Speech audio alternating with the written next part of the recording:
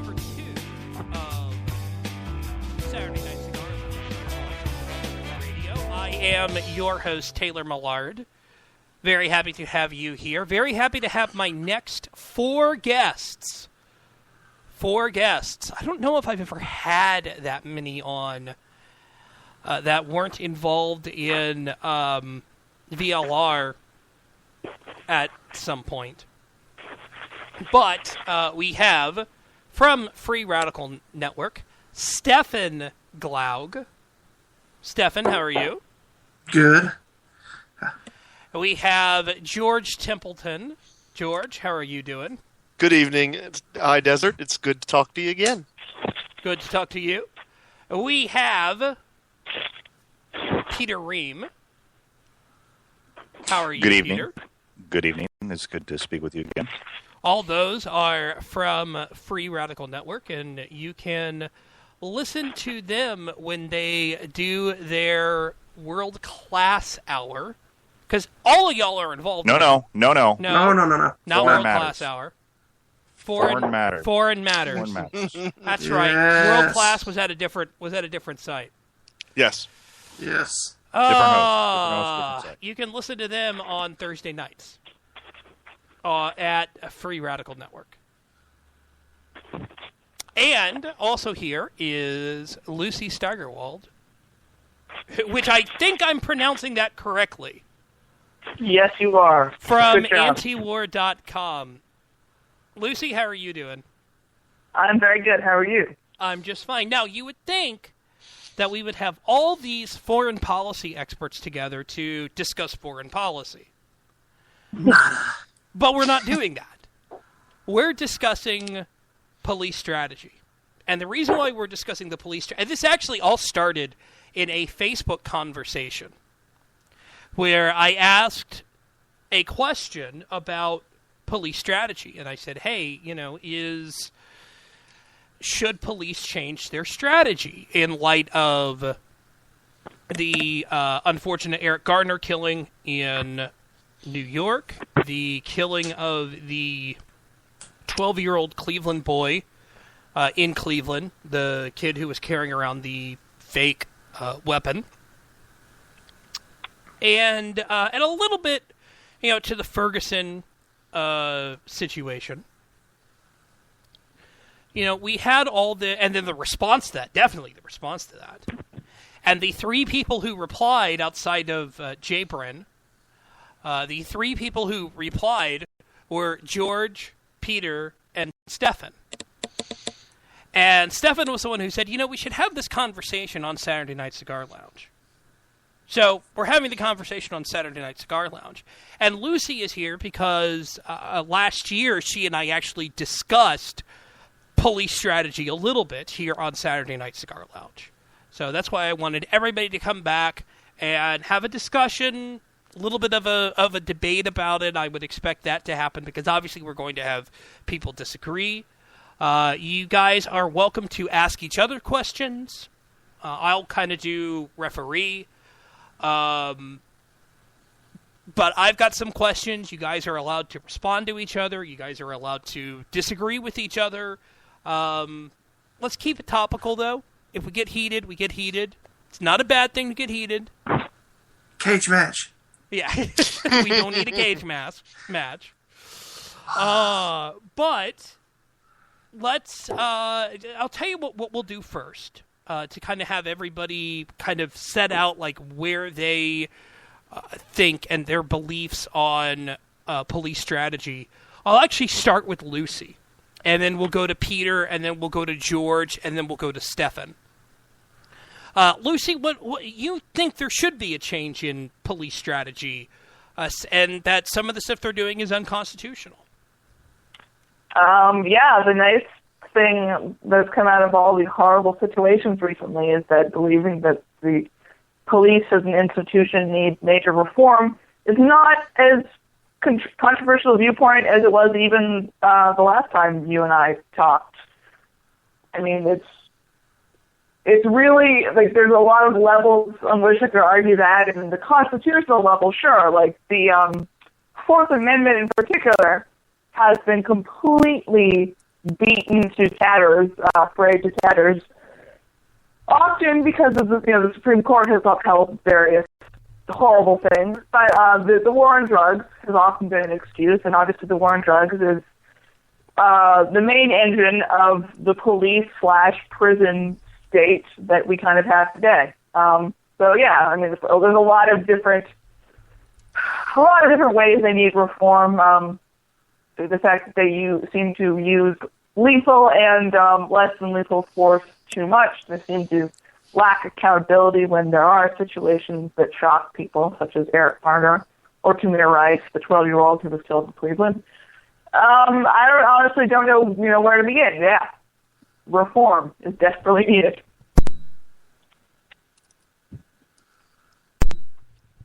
Peter?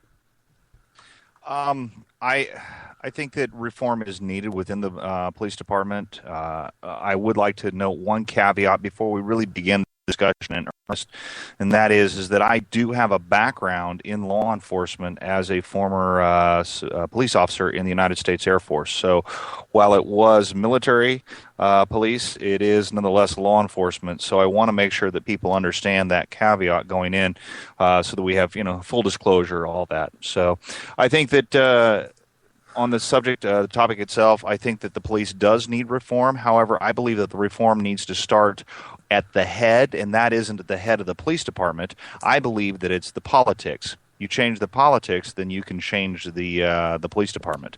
And it is the laws and the political structure that we have that have given us the police departments that we have. And I'll go more into that as we go. All right. George?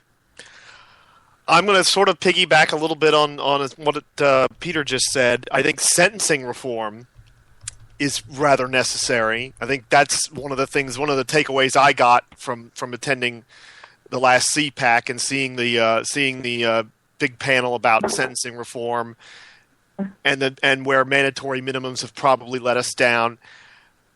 There probably needs to be some work done with the police in terms of sensitivity, in terms of dealing with people who are not the same color of skin as you are.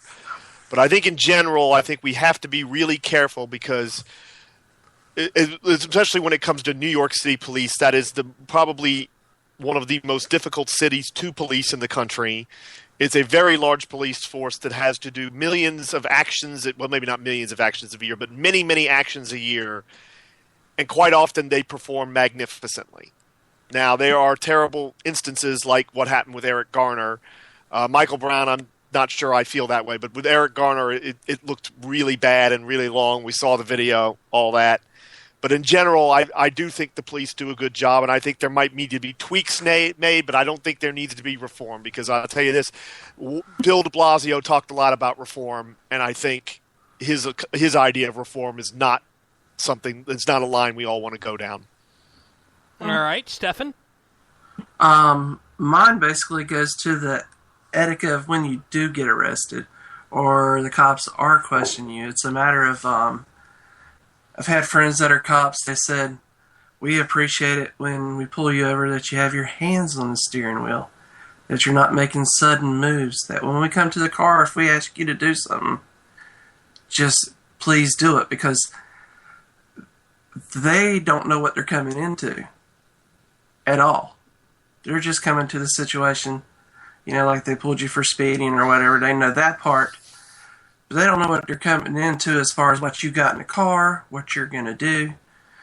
So they may sound very standoffish, maybe sound like jerks, but there's simple etiquette, is that if you think your rights have been violated, you can take that through the court process, because you're still considered innocent until proven guilty.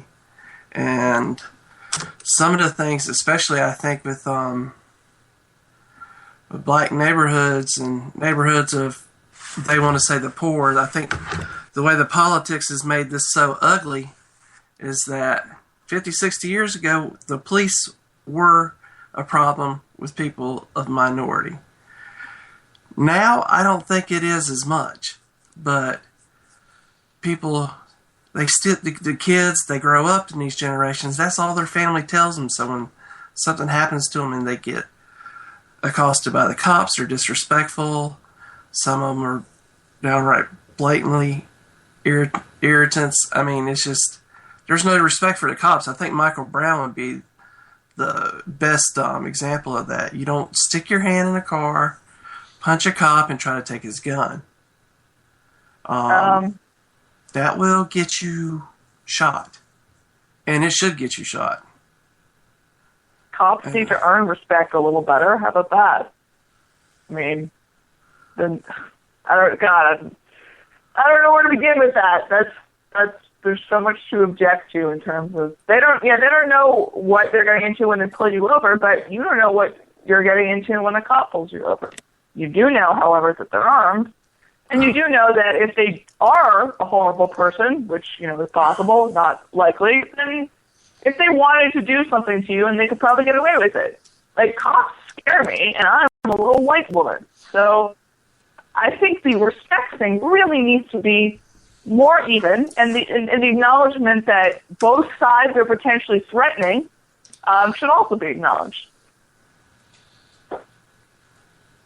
That I've never had a problem with cops as long as I've done what I've been told. I've never had problems with them, and I've been arrested before. I can make that clear. Yeah. It was a failure to appeal court for 2 seatbelt violations. I'm a big criminal, but they come to my door, said, "We're serving you a warrant." There were 2 big guys. I said, "Cool." Said, "Let me put on this shirt."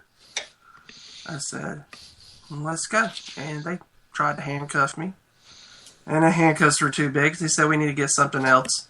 Get a third handcuff to put it, latch them together." And they took me up. No big deal. Well, pragmatically, I think you should do what the cops say because it's safer for you. But I don't think that ends the whole conversation. It's definitely safer to do what the cops say and to, put your hands up a lot and be very meek and polite. But that's not the end of the talk about cops and whether they need to be reformed or not. It's really not. I would agree with Lucy on that shouldn't be the end of reform, but I think that you're having to take a look at where do you start with the reform, and I think we can discuss what reform we should have the entire evening. I think that you have to start with what are you wanting to reform, but then where do you start with your reform, because a lot of what we have in terms of policing that we have today is a direct result of the laws that we have today. Oh, indeed, totally. Yeah, and this is where I agree with Lucy that we need the war on drugs needs to come to an end. It's completely ludicrous, and I have come to the conclusion after studying it quite a bit, and I continue to study it some more, that the war on drugs is nothing more than Prohibition Part 2. We all know what happened with Prohibition, and that was the outlaw of alcohol, and we can see the society really tends to manage quite well, even though alcohol is proliferated throughout our society. People want it, they get it. There really isn't a problem. We just charge for it, even tax it. I don't see any reason why we couldn't do the same with drugs. I realize that that there are ill effects with these narcotics, and we can have that discussion. But when you look at what the war on drugs is and what it's related to with policing, you're going to see a direct result of what we have in policing today because of that war. For example, the militarization of police. That is not a result of gangs or gang violence. Neither of those. Okay, traffic violations. They're not buying these large vehicles because of traffic violations. In fact, the police, they don't want these large MRAPs. What they want is the fastest car that they can get their hands on to be able to chase down the guy in the Corvette. That really is what it boils down to for traffic. So what do they want the MRAPs for? So that when they break down your door, usually for a drug violation, because they're looking for drug dealers and they're expecting high firepower from this. Now, if we were to legalize it, and there wasn't the drug gangs and there wasn't the drug violence, you would see a change there. That's my contention. So you have the militarization of police due to the drug laws. You take a look at what we're doing with regards to sentencing. George Templeton had mentioned that we needed to change our sentencing laws, and I certainly fully endorse changing them.